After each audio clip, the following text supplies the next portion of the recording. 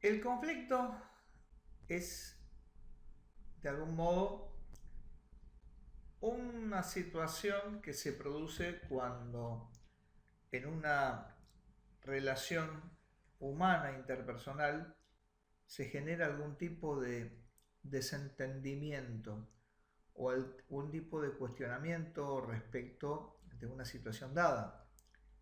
Es decir, hablamos de los conflictos como situaciones que se nos pueden presentar a diario en nuestra vida de relación. Es decir, ninguna relación humana está exenta de que en algún momento sobrevenga algún tipo de conflicto. Lo que ocurre es que los conflictos, así como aparecen, pueden desaparecer. ¿Por qué? Porque lo sabemos llevar, porque podemos de algún modo generar algún tipo de estrategia para que este conflicto se termine, para que el conflicto acabe y poder seguir desarrollando esa relación de un modo adecuado. A veces los conflictos no se resuelven de manera inmediata, a veces sí, a veces no, y en algunos casos los conflictos tardan en resolverse, tardan y tardan mucho en resolverse. Aún así, el problema más grave no es que un conflicto tarde en resolverse, sino que el conflicto directamente no pueda resolverse y requiera de la intervención de terceros. En estos casos, si vamos a hablar de quien debe ser el garante de la paz social, que es el Estado, es quien toma a su cargo la administración del conflicto para poder ser resuelto. Es decir, las partes, cuando no han podido llegar a una solución adecuada, recurren a la justicia, que es un poder del Estado, para que el Estado sea en este caso quien resuelva el conflicto. Nosotros vamos a ver que para resolver un conflicto hay dos mecanismos. Uno es el de la justicia ordinaria, la que está a cargo del Estado. Y después tenemos los llamados métodos alternativos, que son perfectamente legales, pero que sirven para no acudir de manera directa a la justicia ordinaria. Cuando hablamos de la justicia ordinaria estamos hablando siempre del Poder Judicial, como uno de los tres poderes del Estado, en el fuero que corresponda, porque un conflicto civil se resolverá en el fuero civil, el penal en el penal, el comercial en el comercial, y así. Cuando estamos hablando de llegar a la justicia, vamos a tener como mínimo dos instancias, es decir, una primera instancia y una segunda instancia. ¿Por qué existen dos instancias? Porque la segunda instancia es la encargada de poder llegar a resolver alguna controversia generada respecto de la sentencia de la primera instancia. Es decir, si alguna de las partes no está de acuerdo, en todo o en parte, con el fallo de primera instancia, esto puede ser revisado en una segunda instancia. ¿Se puede llegar a la Corte Suprema? Sí, pero no es una tercera instancia la Corte. La Corte Suprema, en este caso, es el máximo intérprete de la Constitución Nacional y va, obviamente, a entender sobre la base del recurso extraordinario ante la Corte Suprema, va a entender cómo poder resolver en el caso en cuestión siempre y cuando se haya generado una doctrina arbitraria o una afectación grave a un derecho constitucional. Ese es el modo por el cual en una causa entre particulares puede entrar a resolver la Corte Suprema de Justicia de la Nación, que, reitero, es el máximo intérprete de la Constitución argentina. Cuando hablamos de los métodos alternativos, estamos hablando de métodos que están previstos en los ordenamientos legales, pero que son ordenamientos que permiten de algún modo o que facilitan una vía que impida llegar a la justicia ordinaria, porque la justicia ordinaria muchas veces se llega y tenemos que tardar tiempo, esto lleva dinero, se consume gran parte de la paciencia de las partes y lo que es peor, el juez va a dictar un fallo y ese fallo, más allá de que sea recurrible o no, muchas veces es un fallo que no deja contento a alguna de las partes o a veces nos deja contentas las dos partes. De ahí la importancia de abandonar la cultura adversarial y meternos en una situación en la cual a través de métodos alternativos podamos llevar a soluciones que en algunos casos pueden que las soluciones sean diseñadas entre las partes y en algunos casos serán establecidas por terceros, pero siempre con miras a una economía procesal, es decir, una economía de tiempos y una economía de dinero que hagan que no tengamos que estar llegando a la justicia ordinaria. Y acá vamos a hablar de estos métodos: la negociación, la conciliación, el arbitraje y la mediación. Vamos a hablar de la negociación. En la negociación intervienen las partes de manera directa. Las partes son conscientes de que hay un conflicto y como son conscientes de la existencia del conflicto, lo tratan de manera directa. Más allá de que puedan haber representantes de una parte o de otra, pero lo tratan de manera directa. Es A contra B y B contra A. Es decir, estamos hablando de una influencia recíproca entre las partes. Es decir, las partes tienen de algún modo un trato directo, un trato que la lleva a no requerir de interpósitas personas. Obviamente se deberán contemplar los intereses y las posiciones de las partes y habrá que justamente enfrentar este problema sobre una base racional, es decir, escuchándose, entendiendo las posiciones, empatizando uno con otro para poder dar algún tipo de solución.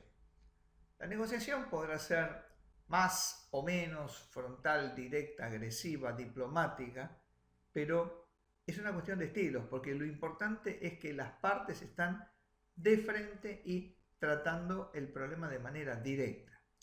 ¿Y en qué es lo que requiere en este caso una negociación?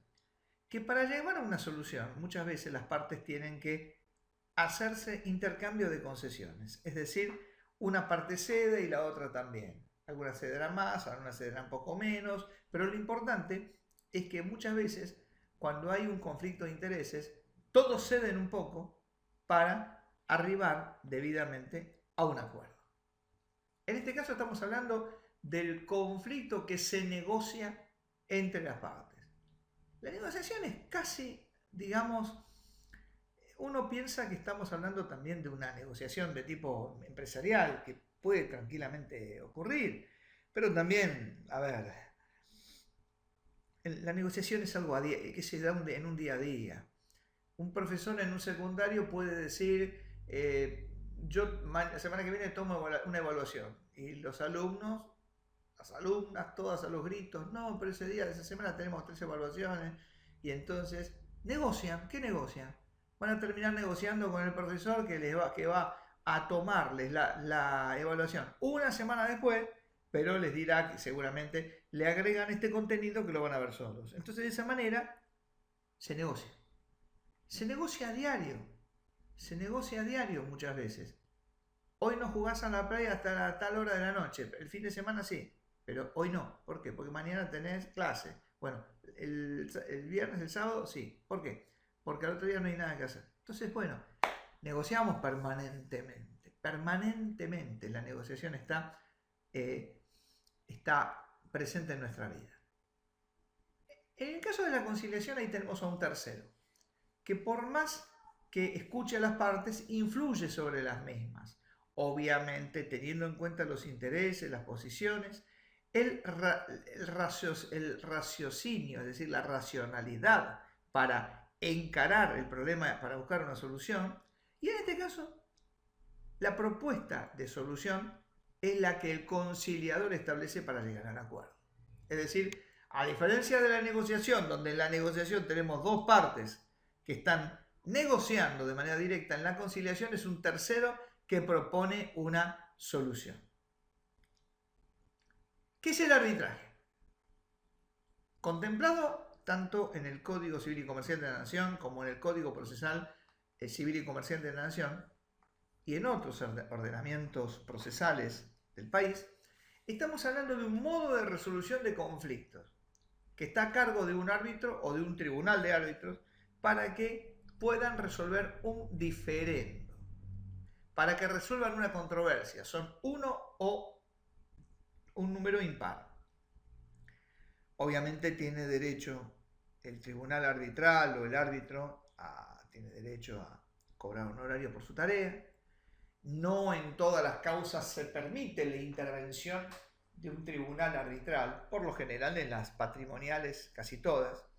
Y el Código Civil y Comercial define el arbitraje como un contrato en el cual las partes deciden someter a la decisión de uno o más árbitros todas o algunas de las controversias que hayan surgido o puedan surgir entre ellas respecto de una determinada relación jurídica, contractual o no contractual, del derecho privado en la que no se encuentre comprometido el orden público. Esto lo dice el artículo 1649 del Código Civil y Comercial.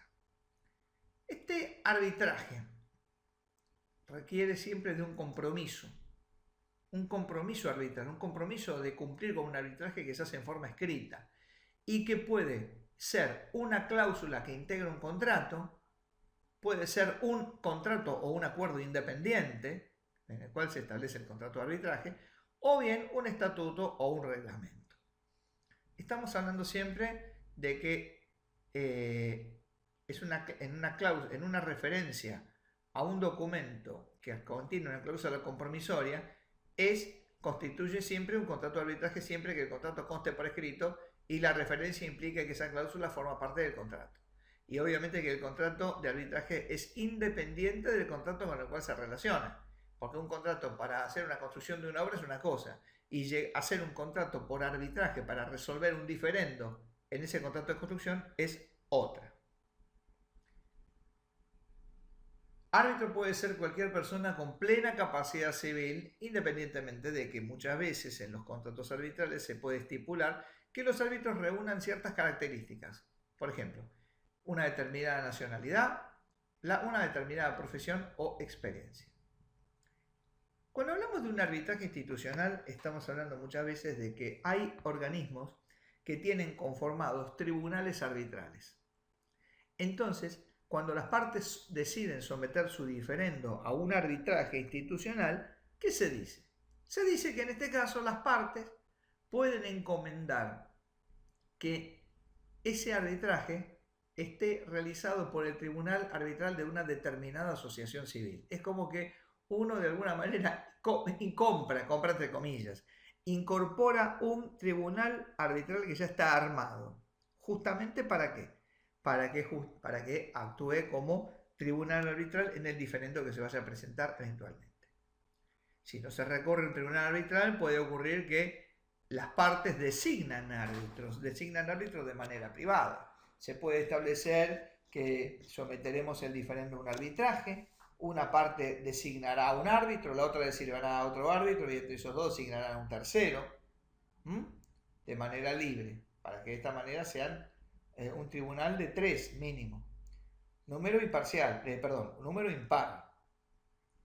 ¿Por qué? Porque de 3 árbitros, el voto de 2 forma una decisión, forma el llamado laudo arbitral. Cuando hablamos de clases de arbitraje, vamos a hablar de 2 grandes tipos de arbitraje que son los arbitrajes de derecho y los arbitrajes amigables componedores. Los arbitrajes de derecho son también llamados árbitros de derecho, tribunal arbitral de derecho, y al momento de llevar adelante su actividad, la hacen sometiéndose a ciertos formalismo procesales, tal como si fueran un tribunal judicial, un tribunal de primera instancia judicial, a tal punto que cuando se llega al laudo, esa decisión es apelable ante la Cámara de Apelaciones del Poder Judicial. Es decir, se toma el arbitraje como si fuese una primera instancia judicial. Pero para hablar de un arbitraje de derecho, estamos hablando prácticamente de una forma de llevar adelante un arbitraje en la cual se actúa como si se tratara de un juzgado privado para atender ese tema en particular. Por el contrario, hablar de amigables componedores o del Tribunal Arbitral de Amigables Componedores o Tribunales de Amigable Composición, estamos hablando de un grupo de personas que van a actuar como árbitros, pero que no se guían por ciertos lineamientos formales. Las formas son más laxas, más tranquilas, por así decirlo.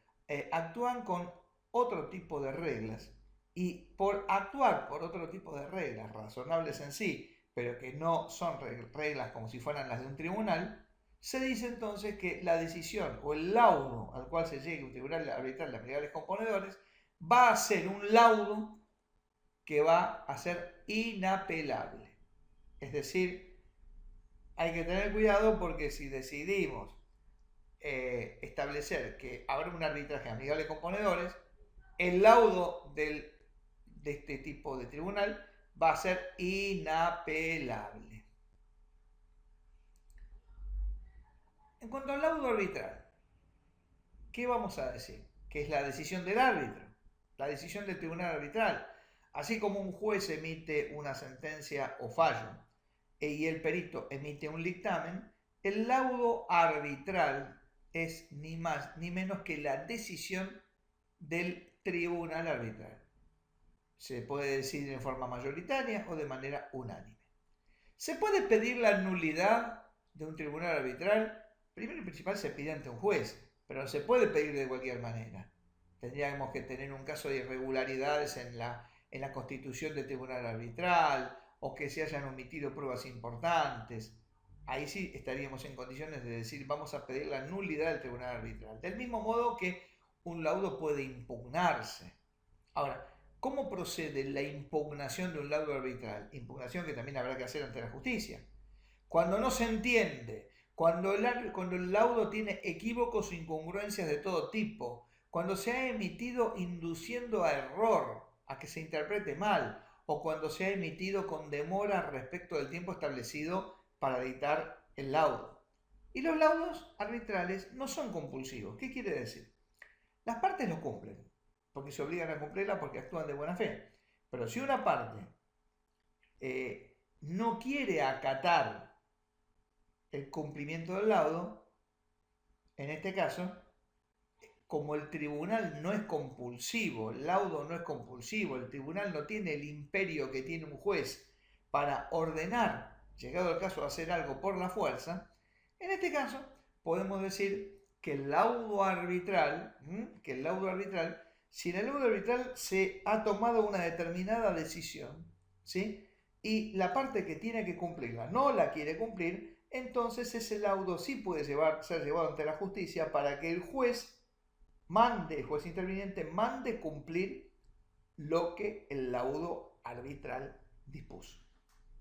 Es decir, si no se cumple esto voluntariamente, se cumplirá por la fuerza.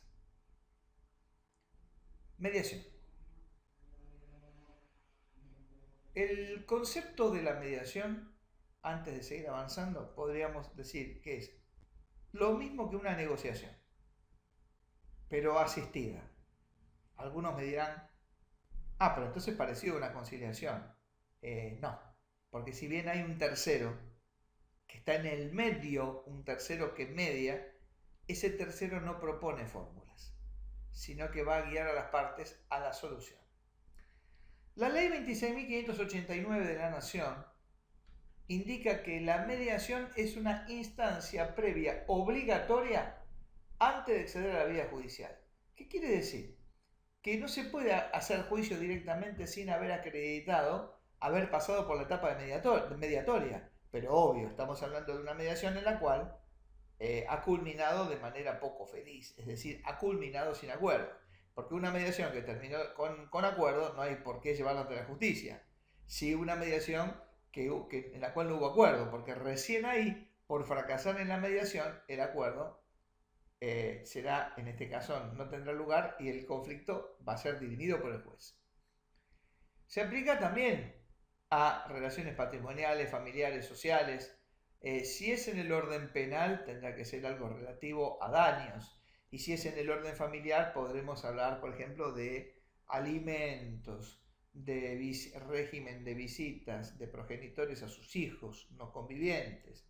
No estamos hablando acá de situaciones de, por ejemplo, penales como el homicidio, el femicidio o el divorcio, en el caso de lo que es la ruptura del ligamen a nivel civil, la ruptura del ligamen nupcial.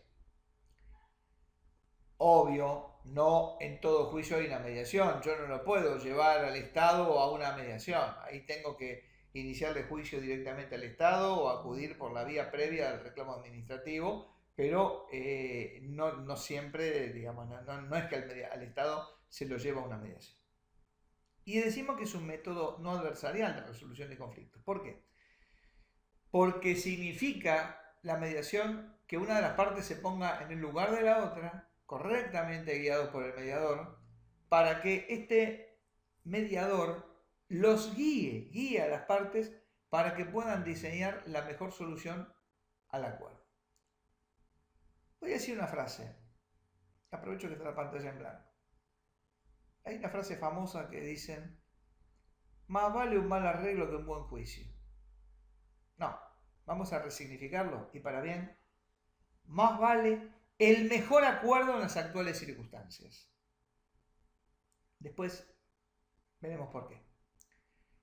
Mediar es conducir a las partes a que haya un encuentro, apuntando a que se termine un criterio adversarial en el cual queremos destruir al otro.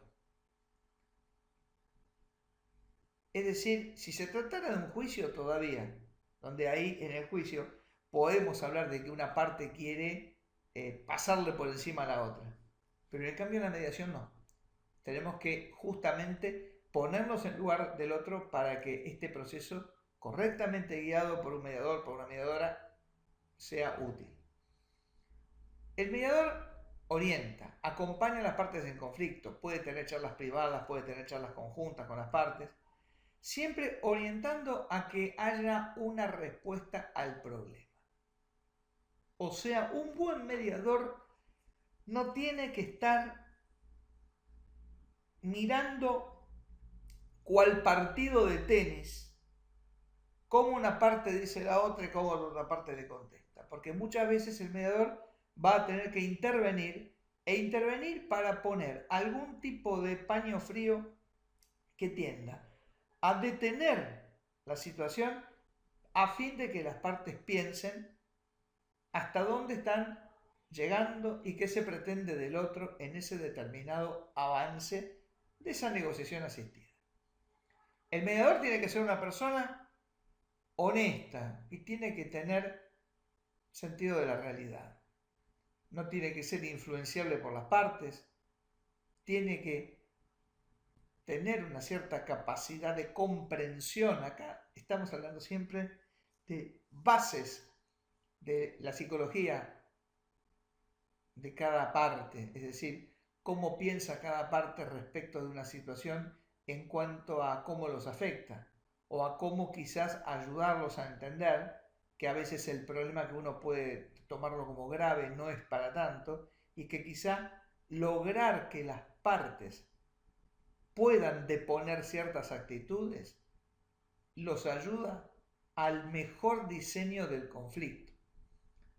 Y obviamente esta creatividad hace que de algún modo una parte se ponga en el lugar de la otra. Y desde ya, esta actividad está alcanzada por el secreto profesional. ¿Por qué?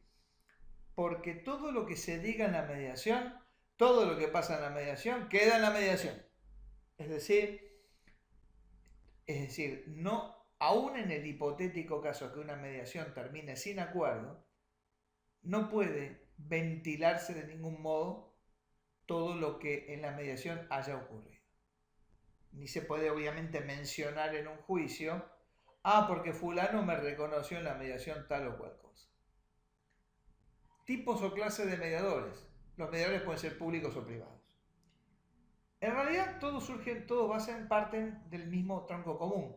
Lo que ocurre es que en la mediación pública, vamos a decir que habrá un mediador público cuando hay una mediación pública, por la cual las partes directamente sortean públicamente al mediador. En cambio hay mediadores privados cuando una parte elige un mediador para que se comunique con la otra parte, de modo tal de informarles que se ha abierto un proceso mediatorio y que si aceptan puede seguir con el mediador que les ha enviado esa notificación, o en su defecto puede llegar a ocurrir que se acepte que haya una intervención de otros mediadores que tienen que estar incluidos en esa notificación o carta documento que envía el primer mediador. Si dentro de determinados días la parte está de acuerdo en que intervenga ese mediador que mandó la carta, bien, y si no, puede realizar un derecho de opción. Y entonces se elegirá, en este caso la parte requerente requerirá que aparezca otro mediador, pero siempre de los mediadores que están nombrados en esa carta documento que ha enviado el primer mediador. El mediador puede tener contacto previo con las partes de manera privada y también tiene, ya no separadamente, en la primera reunión, toma contacto de manera directa. Les comenta acerca de cómo se va a manejar la mediación, cómo el mediador o mediadora va a gobernar el proceso. ¿Cómo termina la mediación? Puede que no haya una reunión, puede que no haya una única reunión, sino que pueden haber varias reuniones, sin perjuicio de que muchas veces en los interines de entre reunión y reunión, los letrados, los abogados de las partes, pueden estar en perfecto contacto, porque muchas veces, si bien hay mediaciones que se resuelven en una única reunión, muchas veces puede llegar a ocurrir que para resolver la mediación tenemos que llevar adelante, tener una o más reuniones. La reunión puede terminar con o sin acuerdo. Si hay acuerdo, el acuerdo deberá cumplirse. Si no se cumple el acuerdo, se podrá ejecutar judicialmente. ¿Para que se cumpla? No para hacer juicio. No para hacer un juicio por el hecho que generó la mediación, sino para cumplir el acuerdo. Por ejemplo, en un caso de medianería, hemos acordado que a mí me van a pagar, no sé, me van a pagar 10 cuotas de $500 mensuales. Si no se cumple el pago, lo que se hace es una ejecución de ese acuerdo de los $500 mensuales. No se hace un juicio por medianería estableciendo quién tiene razón en apoyarse en la pared o en su evaluación, etc. Si no hay acuerdo en la mediación, ya queda expedita, queda abierta la vía para ir a la justicia ordinaria. Toda mediación oficial se refleja en un legajo, en este caso, un legajo que tiene el mediador, donde se compone por los formularios de solicitud, los convenios de confidencialidad, todas las constancias de notificaciones y de audiencias, y el acta de la finalización de la mediación con su resultado, con o sin acuerdo, y si hubo acuerdo, su convenio, es decir, el convenio por el cual la mediación se le puso fin. Obviamente que el mediador tiene que eximirse de participar si con cualquiera de las partes tiene una relación de amistad, parentesco, enemistad, sociedad, juicio, agencia, es decir, demostrar que no tiene ningún tipo de interés creado y puede ser sustituido por otro mediador, y también los mediadores tienen derecho, conforme lo indica una tabla legal, a cobrar honorarios.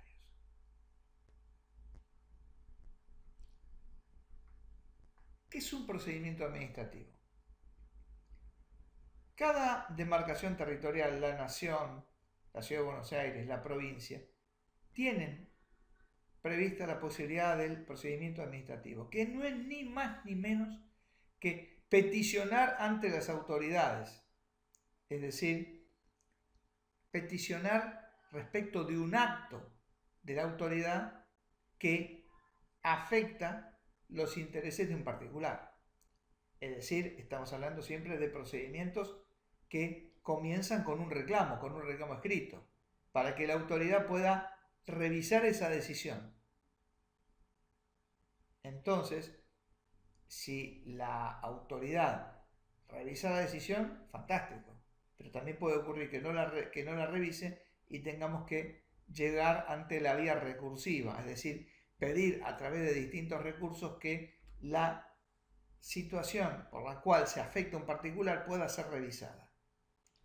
La pregunta es, si el recurso tiene final feliz, ¿seguimos con esto adelante? No, porque ya está todo resuelto. Pero si no nos han respondido o si la respuesta no fue satisfactoria, se puede demandar al Estado. Es decir, en el Estado siempre se requiere se requiere para esto agotar la instancia administrativa. Sin perjuicio de lo cual se han dado supuestos en los cuales se puede demandar al Estado directamente, pero para ello habrá que ver el caso en cuestión.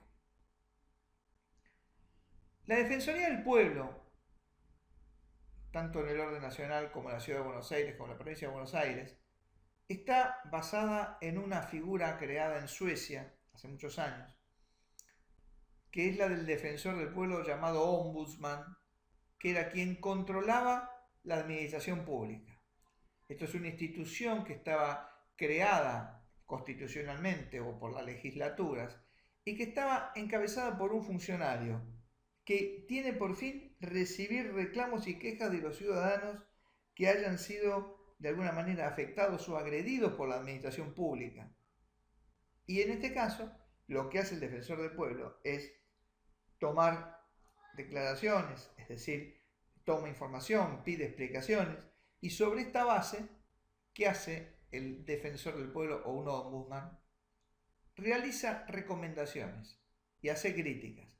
Muchas veces en los juicios es importante contar si se trata de una situación que nos afecta a través de lo que sería un acto administrativo. El defensor del pueblo, como carece de imperium, es decir, no puede ordenar que se lleve adelante un determinado acto, sí puede hacer críticas, recomendaciones, e incluso hasta a veces una mediación entre la administración y el ciudadano para que pueda existir una resolución a ese diferendo. Y si no la existe, muchas veces los dictámenes de la Defensoría pueden ser útiles para llevar a un juicio. Defensa del consumidor, contemplada tanto en el Código Civil y Comercial, artículos 1092 a 1192, como en la ley específica que es la ley 24.240. En realidad, el Código Civil habla sobre la existencia de una relación de consumo, que es un vínculo jurídico entre un proveedor y un consumidor.